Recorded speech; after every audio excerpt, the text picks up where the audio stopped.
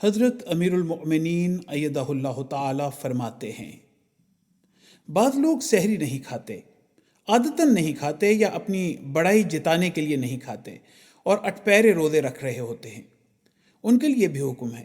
حدیث میں آتا ہے، حضرت انس رضی اللہ تعالیٰ عنہ سے روایت ہے کہ رسول اللہ صلی اللہ علیہ وسلم نے فرمایا کہ سحری کھایا کرو، سحری کھانے میں برکت ہے۔ پھر یہ کہ سحری کا وقت کب تک ہے؟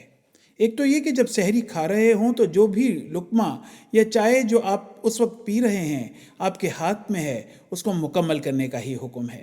روایت آتی ہے کہ رسول اللہ صلی اللہ علیہ وسلم نے فرمایا کہ جس وقت تم میں سے کوئی اذان سن لے اور برتن اس کے ہاتھ میں ہو تو وہ اس کو نہ رکھے یہاں تک کہ اپنی ضرورت پوری کر لے، یعنی وہ جو کھا رہا ہے وہ مکمل کر لے۔ پھر بعض دفعہ غلطی لگ جاتی ہے اور پتہ نہیں لگتا کہ روزے کا وقت ختم ہو گیا ہے، اور بعض دفعہ چند منٹ اوپر چلے جاتے ہیں، تو اس صورت میں کیا یہ روزہ جائز ہے یا نہیں؟ تو حضرت اقدس مسیح موعود علیہ الصلوۃ والسلام سے کسی نے سوال کیا کہ میں مکان کے اندر بیٹھا ہوا تھا اور میرا یقین تھا کہ ابھی روزہ رکھنے کا وقت ہے، اور میں نے کچھ کھا کے روزہ رکھنے کی نیت کی، لیکن بعد میں ایک دوسرے شخص سے معلوم ہوا کہ اس وقت سفیدی ظاہر ہو گئی تھی، اب میں کیا کروں؟ حضرت مسیح موعود علیہ الصلوۃ والسلام نے فرمایا، ایسی حالت میں اس کا روزہ ہو گیا، دوبارہ رکھنے کی ضرورت نہیں، کیونکہ اپنی طرف سے اس نے احتیاط کی اور نیت میں فرق نہیں، صرف غلطی لگ گئی اور چند منٹوں کا فرق پڑ گیا۔ پھر افطاری میں جلدی کرنے کے بارے میں حکم آتا ہے۔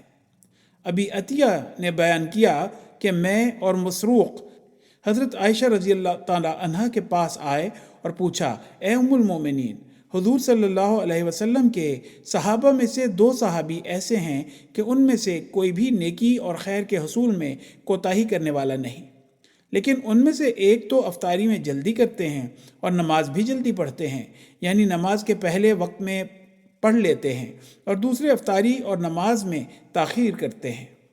حضرت عائشہ رضی اللہ تعالیٰ عنہ نے پوچھا کہ ان میں سے کون جلدی کرتا ہے، تو بتایا گیا کہ حضرت عبداللہ بن مسعود رضی اللہ تعالیٰ عنہ۔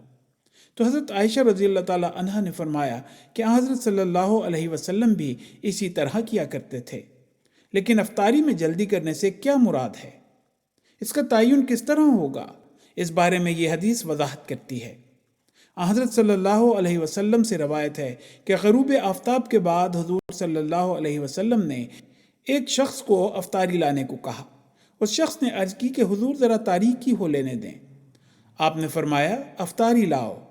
اس نے پھر عرض کی کہ حضور ابھی تو روشنی ہے۔ حضور نے فرمایا، افطاری لاؤ۔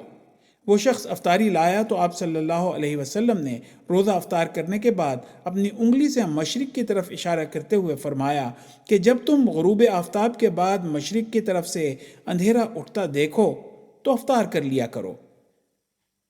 حوالہ خطبہ جمعہ فرمودہ 24 اکتوبر 2003۔